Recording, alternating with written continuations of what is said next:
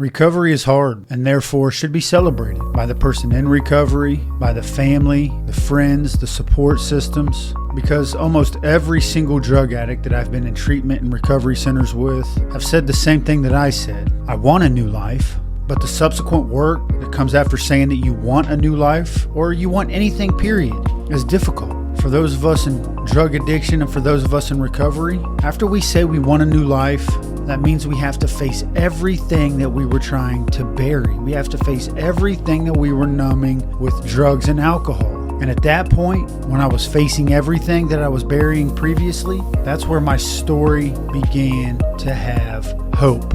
But the hope was not without pain. This episode of the Recovery Couch is brought to you by J.B. Davis at Performance Chrysler Jeep Dodge Ram. For integrity, service, and unbeatable deals, ask for J.B. in Centerville and tell them the Recovery Couch sent you. Hey, what's up, guys? Welcome back to the Recovery Couch. You're listening to Inside the Fire Behind Step 4. This is a 12-part miniseries that takes you deep into the real-life events behind my book, Step 4, A Journey Through Addiction, releasing this fall. The first step to recovering from anything is admitting it as a problem. But for me, the most difficult step was not admitting that I was a drug addict. It was facing what my addiction had done to me, to my family, to people who trusted me, which made early recovery brutal. And it wasn't because of the cravings for drugs, but it was more about the clarity. Because when the drugs were gone, all the shame and the guilt and the regret became crystal clear. The good thing about early recovery is going into recovery rooms and hearing stories similar to yours and knowing that you're not alone in this journey. That's one of the greatest things about recovery.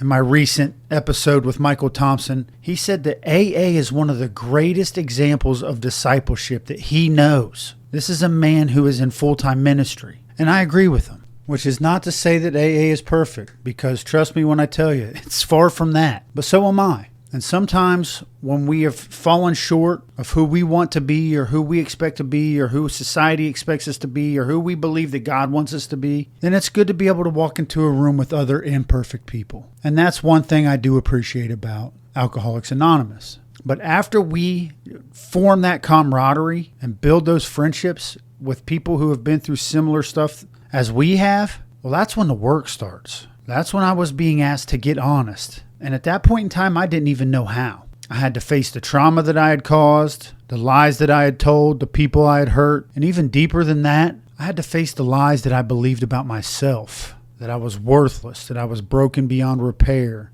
that I didn't deserve God's love or grace. But slowly, step by step, brick by brick, I started to tear down the walls. And it wasn't all at once. Sometimes just one conversation, one confession, one hard truth at a time. And with each moment of honesty, I could feel something shift inside of me. And then it hit me. At one point in time, I was no longer hiding. And that was the breakthrough. That was the healing. And that was the real beginning of recovery for me. Not getting clean, but coming clean. If you're interested in more stories like this, go check out the book. The pre-sale copy should be coming soon. Also, if you want to get deeper, join the Recovery Couch Inner Circle on Patreon. That's where we offer behind-the-scenes reflections, bonus episodes, and early access to Step 4, A Journey Through Addiction. This episode of the Recovery Couch is brought to you by Greg Swartz at Remax Victory and Affiliates. Whether you're buying or selling your home, Greg brings heart, hustle, and honesty to every deal. Call Greg at 937-477-8975 today. Facing the truth. That's the first painful but powerful step in recovery. Not just the consequences, but the deeper wounds underneath. Getting sober is one thing, but coming clean with yourself, with others, with God, that's where true healing begins.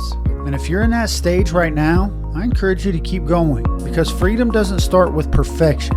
It starts with honesty, the type of honesty that can free you, that can break chains, that can break bondage. And if you don't feel like you have anybody you can be honest with and everything I'm saying through these airways resonates with you, then reach out to me, because you, my friend, always have a seat right here on the Recovery Couch.